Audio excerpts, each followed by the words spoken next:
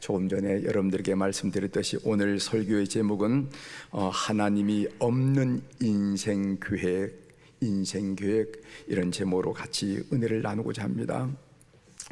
미국의 서부 개척 시대의 일이었습니다.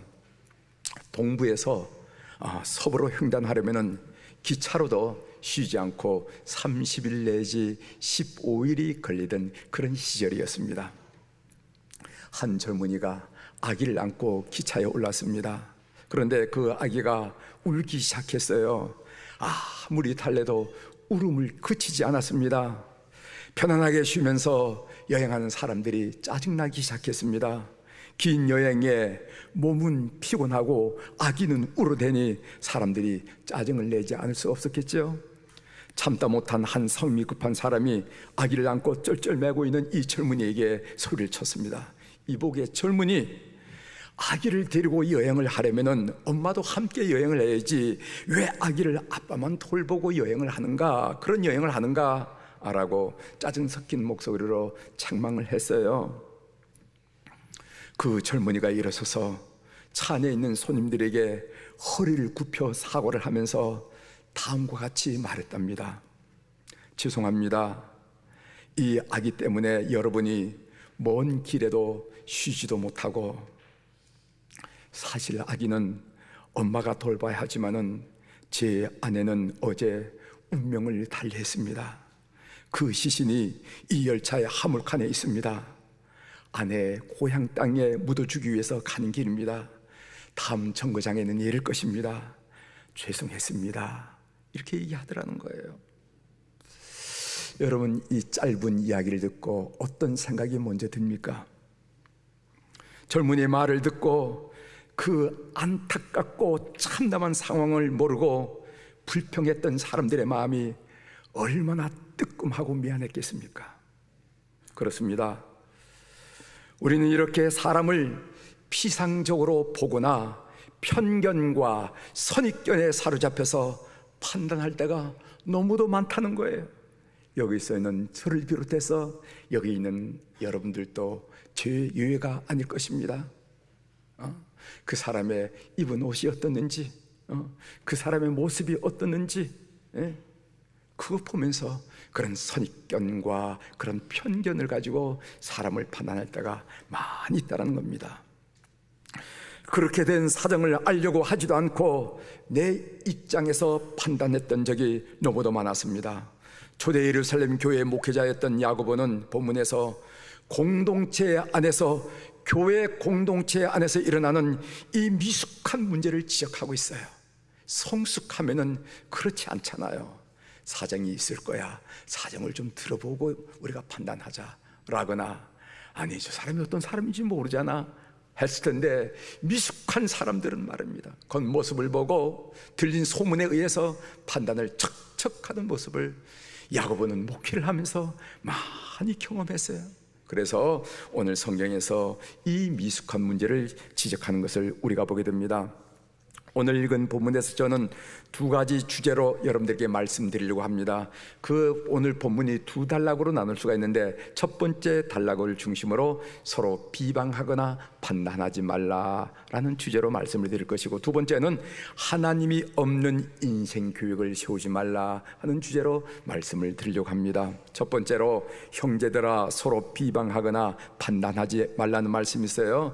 오늘 야고보서 4장 11절 여러분 주목해 보시길 바랍니다. 형제들아 서로 비방하지 말라. 형제를 비방하는 자나 형제를 판단하는 자는 곧 율법을 비방하고 율법을 판단하는 것이라. 내가 만일 율법을 판단하면은 율법의 준행자가 아니요 재판관이로다. 교우라면은 이 말씀에 특별히 주의를 기울이셔야 됩니다. 왜냐하면은 비방과 판단은 누구나 흔히 저지르는 일이기 때문에 그것을 심각하게 생각하지 않는 경향이 있다는 거예요. 그러나 우리의 생각과는 달리 성경은 이 죄를 심각하게 다루고 있음을 우리가 보게 됩니다. 남을 비방하고 판단하는 우리를 향해서 네가 하나님이냐, 네가 하나님이냐 라고 다그치는 한 음성을 본문을 통해서 볼 수 있다는 것이죠. 이제 야고보서 4장 11절을 한번 좀 여러분 한번 보세요. 제가 좀 단락마다 한번 좀 보도록 하겠습니다. 먼저 형제를 비방하는 자나 형제를 판단하는 자라라는 그런 구절이 있습니다. 여기서 비방이란 말은 적대하여 말하다라는 뜻으로 쉽게 말하면 욕하다 그런 의미입니다. 그리고 판단이란 말은 죄의 유무를 정한다라는 의미로 심판한다, 판결한다라는 그런 뜻을 가지고 있어요. 남을 비방하고 판단하는 말을 하거나 듣는 것을 재미있는 일로 여기는 사람들을 향해서 성경은 단호하게 그 일은 죄악이다 라고 지적하면서 금지시키고 있다는 것입니다. 대개 이런 비방과 판단은 그 자리에 없는 사람을 대상으로 하기 쉽습니다. 그 자리에 없다 보니 당한 사람은 자신을 변호하거나 자기 입장을 설명할 기회조차 갖지 못합니다. 반면 말한 사람은 그 대상이 자리에 없으므로 부담 없이 비난의 칼을 휘두르는 것을 우리가 보게 된다는 것이죠. 이런 분위기에서 한마디 거둘 줄 아니면은 돌아가면서 한마디씩 하는데 한마디 거들지 않으면은 나만 주식 배당을 못 받는 것 같은 피해 의식을 갖게 되어서 너나 할 것 없이 한마디 거들게 되라는 것입니다. 그래서 셋이 모이면은 그 자리에 없는 한 사람의 인격을 난도질하는 것은 순식간에 되어진 일이고, 그리고 식은 죽 먹기보다 더 쉬운 일임을 우리가 인생살이를 하면서 경험하게 된다는 것입니다. 이것은 2000년 전이나 오늘이나 마찬가지예요. 또 보십시오. 형제들아 서로 비방하지 말라라는 구절이 있는데 여기에 서로라는 단어가 있습니다. 이 서로라는 말의 의미는 너도 마찬가지다 하는 그런 뜻이 있어요. 형제들아 비방하지 말라라고 말씀하신 것이 아니라 형제들아 서로 비방하지 말라라고 서로라는 말을 강조해서 쓴 것은 너도 마찬가지다라는 그 뜻이 있습니다. 하나님께서 보실 때는 누구나 할 것 없이 50보 100보라는 것입니다. 차이가 없어요. 우리 모두는 본질상 이런 일에 익숙해 있습니다. 인간의 본성에 타고난 고질병과 같은 것이에요. 그런데 심리학적으로 보면요, 일반적으로 남을 향하여 가혹하게 비난하는 사람일수록 자기를 향한 비난을 못 참는다는 것입니다. 남을 헐뜯기를 잘하는 사람일수록 자기가 당했다고 생각하면 가만히 있지를 못한다는 것입니다. 이런 우리를 향해서 성경이 말씀하고 있는 거예요. 형제들아 서로 비방하지 말라. 그리고 형제들아 서로 비방하지 말라. 형제를 비방하는 자나 형제를 판단하는 자는 라는 구절이 있습니다. 여기에 보면 형제라는 단어가 나와요. 누가 누구를 비방합니까? 서로 비방하는 대상이 누굽니까? 야고보는 아주 의식적으로 그 대상을 형제라고 부르고 있다는 거예요. 그리고 그 형제라는 단어를 한 절에 3번씩 반복하고 있음을 우리는 발견하게 됩니다. 잘 살펴보면은 우리는 가까운 사람을 정말 사랑하고 아껴주고 격려해줘야 할 형제들을 헐뜯고 있어요. 참 어리석게도 자기 살을 깎아내리고 있는 것입니다. 그리스도의 몸과 피로 맺어진 형제 자매를 짓뭉개고 있는 것입니다. 우리가 비방하는 것은요, 저 멀리 중동의 헤즈볼라나 아니면 우크라이나를 침공한 러시아가 아니에요. 항상 우리는 가까이 있는 신앙의 형제 자매들을 비방하고 판단하고 있더라는 것입니다. 여기에 문제의 심각성이 있는 것입니다.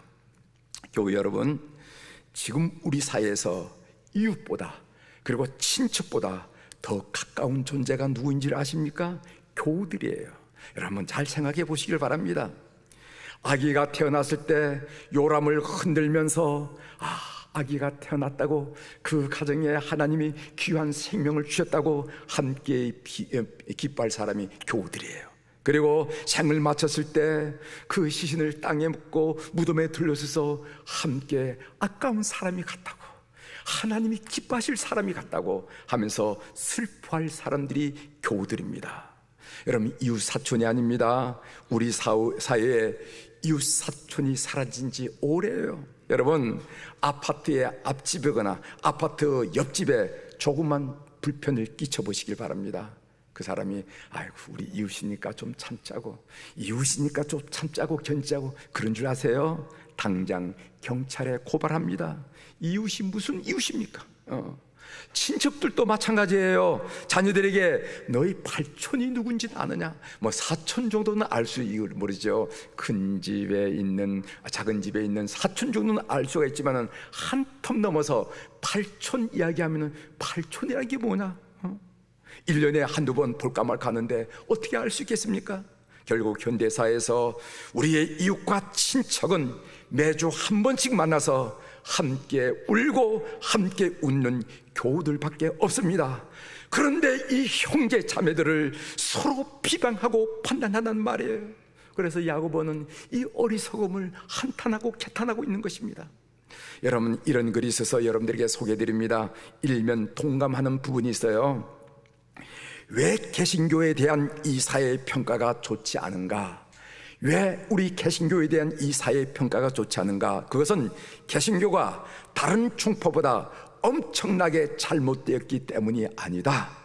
사실 개신교는 불교나 천주교보다 이 사회에 공헌한 부분이 훨씬 더 많다. 문제가 있다면은 상대적으로 폐쇄적인 불교나 천주교에는 내부의 비리를 사회에 고발하는 신자들이 적었고, 상대적으로 개방적인 개신교에는 내부의 비리를 고발하는 그런 신자들이 많았기 때문입니다. 그래서 사회는 개신교를 더 비판적으로 보게 되는 것이다. 이런 글이에요. 여러분, 일면 타당하지 않나요? 우리 모두가 꼭 씹어봐야 할 그런 지적이라 이렇게 생각합니다. 너는 누구의 이웃을 판단하냐고 야고보는 질문합니다. 네가 뭐냐? 네가 하나님냐? 라고 질책하고 있는 거예요. 살릴 것인지 죽일 것인지 잘한 것인지 못한 것인지 결정하신 분은 하나님이신데 네가 무슨 고난으로 다른 일을 판단하고 비난하느냐? 네가 뭐냐? 라고 닦아 세우는 야고보 목회자의 모습을 보게 된다는 것이죠. 모든 인생은 율법의 준행자일 뿐입니다. 우리는 우리 하나님께서 주신 율법을 잘 준수함으로 하나님의 백성으로 예수 그리스도를 닮아가는 그런 존재예요. 우리 모두는 판단하는 하나님의 자리에서 내려앉아서 형제 자매를 격려하고 감사하면서 하나님의 말씀을 준행하는 자들이 되어야 될 것입니다. 두 번째로, 하나님이 없는 인생 계획을 세우지 말라 하는 말씀이 두 번째 단락의 주제입니다. 오늘 야고보서 4장 14절 15절을 제가 읽어드리겠어요. 내일 일을 너희가 알지 못한도다. 너희 생명이 무엇이냐? 너희는 잠깐 보이다가 없어지는 안개니라. 15절, 너희가 도리어 말하기를 주의 뜻이면 우리가 살기도 하고 주의 뜻이면 우리가 살기도 하고 이것이나 저것을 하리라 할 것이거늘. 이런 말씀이 있어요. 본문에서는요, 하나님을 밀쳐내고 스스로 인생의 주인인 양 설치는 사람을 등장시킵니다. 야고보가 그런 인물을 등장시켜요. 그는 말하기를 뭐라고 말하냐면은 어디 가서 1년 동안 장사해서 얼마의 이익을 남기겠나라고 계획을 세웁니다. 부지런히 다니며 장사를 해서 이익을 남기는 거 그거 나쁘지 않아요. 다만 야고보는 그 생각 속에 하나님을 전혀 고려하지 않고 왔는 그의 오만함을 지적하고 있습니다. 하나님의 뜻은 살필 필요도 없고 하나님의 도움은 안중에도 없는 사람을 잘못된 사람이라고, 잘못된 인생을 살고 있는 것이라고 지적하고 있다는 것입니다. 마치 미래가 자기 수중에 놓여 있는 것처럼 장기 계획을 세우고 단기 계획을 세우는 무한한 자기 신리에 빠져있는 이런 잘못되고 오만한 사람을 그건 잘못됐다라고 성경이 이야기한다는 것입니다. 먼저 야고보 4장 14절, 내일 일을 너희가 알지 못한도다 라는 구절이 있습니다. 인간의 한계는 내일을 모른다는 것입니다. 따라서 인간들이 범하기 쉬운 치명적인 실수는 단 5분 후에 일어날 사건마저 예측하지 못하는 존재임을 망각하고 산다는 거예요. 여러분, 5분 후에 무슨 일이 난지, 여러분 삶 속에, 여러분 가정 속에 무슨 일이 일어날지 아시는 분이 계세요? 없지요. 그런데도 불구하고 이것을 망각하면서 살아간 사람들이 많다는 것입니다. 여러분, 잠언 27장 1절에 보면은 너는 내일 일을 자랑하지 말라는 겁니다. 하루 동안에 무슨 일이 일어날지 네가 알 수 없습니다. 뭐 한 달 동안이 아니라 하루 동안에 무슨 일이 일어날지 내가 알지 못하지 않느냐. 여러분, 사업 계획을 수립하지 말라는 말이 아닙니다. 여러분, 방학 동안에 방학 공부 교육을 세우지 말라는 말이 아닙니다. 훈련 교육을 세우지 말라는 말이 아닙니다. 그러나 반드시 기억하십시오. 미래는 우리의 수준에 있지 않습니다. 인간은 소망할 수 있는 존재이지만은 미래를 확정짓는 존재는 아니라는 것입니다. 시간의 주인은 하나님이시지 우리 인간이 아니라는 거예요. 또한 14절 중반절에 보면은 이런 말씀이 있습니다. 너희 생명이 무엇이냐? 너희는 잠깐 보이다가 없어지는 안개니라. 우리의 생명을 안개라고 이렇게 묘사를 했습니다. 사람은 내일을 예측할 수 없는 한계뿐만 아니라 인생의 짧음도 잊고 살아가고 있어요. 사랑하는 성도 여러분, 늦가을 이른 아침에 산책을 나가 보십시오. 안개가 여러분들의 시야를 가릴 때가 있습니다. 앞을 보지 못할 정도로 자욱하게 안개가 가릴 때가 있어요. 그러나 동력의 해가 솟아오면은 언제 그런 때가 있었느냐는 듯이 안개는 사라지고 맙니다. 여러분, 그럴 때마다 기억하시기를 바랍니다. 나의 존재가 바로 저 안개와 같은 존재야. 나의 존재가 바로 저 안개와 같은 존재야. 안개가 사라진 것을 보거든 그렇게 여러분들이 되뇌면서 그렇게 인식하는 여러분이 되시길 바랍니다. 욥기 9장 25절 26절에 보면은 나의 날이 경주자보다 빨리 사라져버리니, 경주자라는 것은 100m를 달리게 하는 사람을 말하는 거죠. 경주자부터 빨리 사라져버리니 복을 볼 수 없구나. 그 지나가는 것이 빠른 배 같고 먹이에 날아내리는 독수리와도 같구나. 먹이를 넣고 독수리가 그냥 내리꽂듯이 덤벼는 그 모습이 내 세월이 날아가는 것과 마찬가지라는 겁니다. 여러분, 시편 90편 10절 우리의 연수가 70이요 강건하면 80이라도 그 연수의 자랑은 수고와 슬픔뿐이요 신속히 가니 우리가 날아가나이다. 세월의 감을 우리가 살아가는 모습을 날아가는 모습으로 묘사하고 있어요. 세월이 날아간답니다. 똑같이 24시간이고 똑같이 365일인데 어떻게 나이를 먹으면 먹을수록 세월이 흐르는 속도가 빠르게 느껴진지 모르겠어요. 올해도 벌써 다 갔잖아요. 그렇죠? 올해도 벌써 다 갔습니다. 2022년 맞이하면서 우리는 올해는 이렇게 삽시다, 이렇게 목회합시다, 이렇게 하나님의 기쁨이 됩시다, 서로 약속하고 서로 다짐하고 속으로 각오했는데 이미 올해도 훌쩍 다가버리고 말았어요. 그리고 15절에 보면은 너희가 도리어 말하기를 주의 뜻이면 우리가 살기도 하고 이것이나 저것을 하리라 할 것이거늘, 이런 말씀이 있어요. 그렇습니다. 사는 것이 하나님께 달렸습니다. 이 일이 성사되는 것도 하나님께 달렸습니다. 이 일을 성취하는 것도 하나님께 달려있습니다. 인생은 그 모든 것이 천적으로 하나님의 장중에 있습니다. 그러기에 믿음 깊은 신앙인들은 모든 교육을 하나님께 맡기고 살아가더라는 것입니다. 여러분, 대표적인 사람이 목동 다윗이죠. 여러분, 사무엘상 17장에 보면은 목동 다윗과 골리앗 장군이 전투하는 장면이 나옵니다. 여러분들이 너무도 잘 아는 말씀이죠. 목동 다윗은 물매 던지기에 있어서는요 당대 최고였습니다.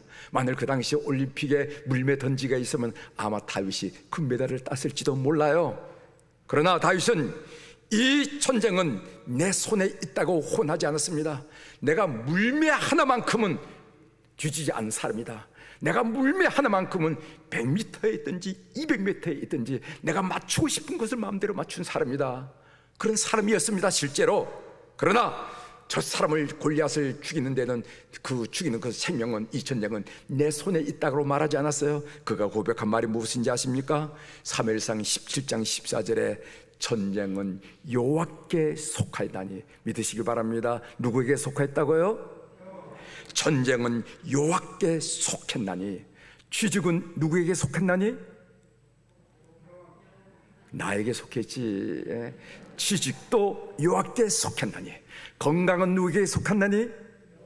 여호와께서니. 이 전쟁은 우리의 삶을 대변하는 얘기입니다. 오늘 그 다윗이 전쟁은 여호와께 속한다니, 이 고백은 내 건강도 하나님께 속했나니, 우리 아들의 취직도 하나님께 속했나니, 우리 아들의 결혼도 하나님께 속했나니, 이거 말하라는 거예요. 고백하라는 얘기예요. 그가 너희를 우리 손에 맡기시리라. 바울 사도도 이렇게 고백했습니다. 고린도전서 4장 19절에 보면은 주께서 허락하시면은 내가 너에게 속히 나가서.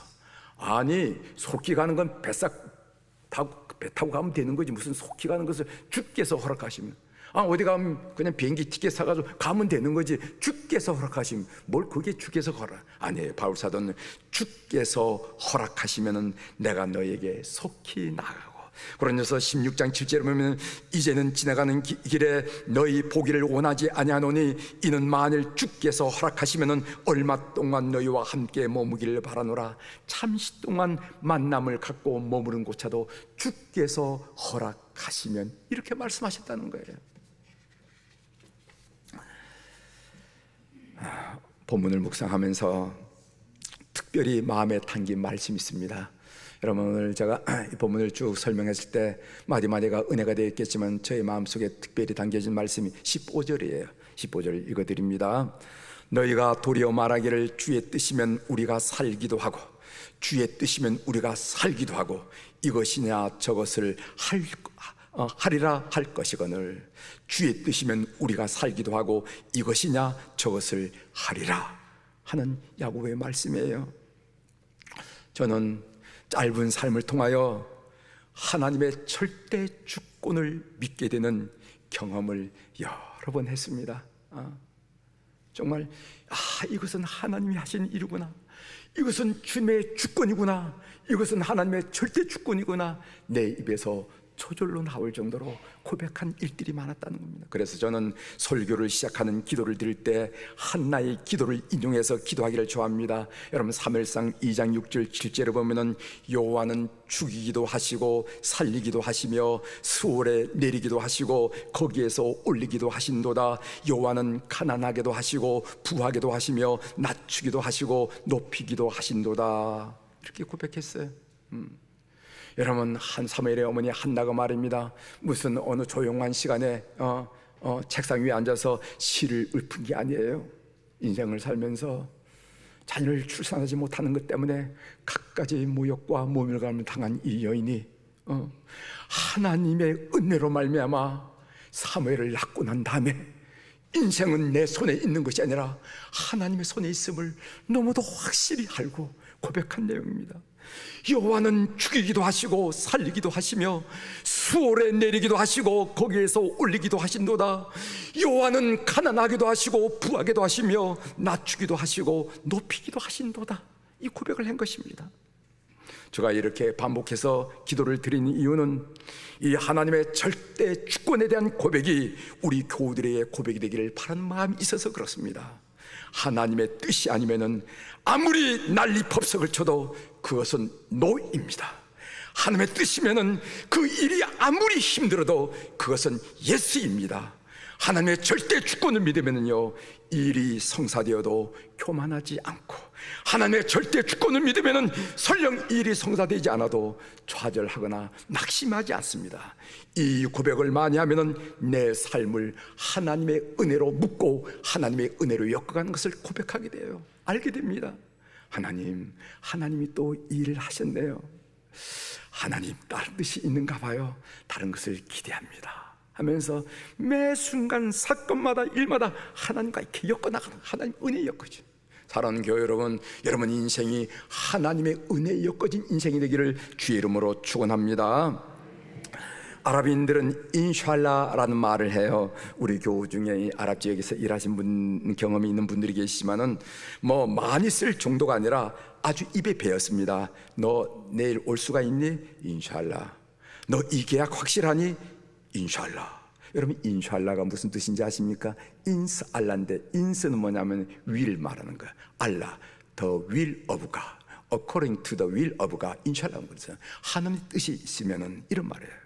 사랑하는 성도 여러분, 우리 생각 속에 하나님을 향한 절대 의존심을 가꾸십시오. 우리 생각 속에, 그리고 우리 언어 속에, 말 안 속에 하나님께 대한 절대 의존감을 고백하십시오. 하나님 때문에. 따라서 시므온 이용도 목사님은 이렇게 다짐했습니다. 하나님께 물어보지 않고는 아무것도 말하지 아니하며, 하나님께 기도하기 전에는 아무 일도 하지 아니하며, 성경을 보지 않고는 편지를 쓰거나 책을 보지 아니하리로다. 본인이 고백한 내용, 본인이 다짐한 내용이에요. 하나님께 물어보지 않고는 아무것도 말하지 않고, 뭐 일을 결정하는 건 그만두고 하나님께 물어보지 않고는 말조차 하지 않겠다는 거예요. 하나님께 기도하기 전에는 아무 일도 하지 않겠다는 겁니다. 성경을 보지 않게는 간단히 편지 쓰는 것이나 책을 보는 것도 뒤로 미루겠다는 거예요.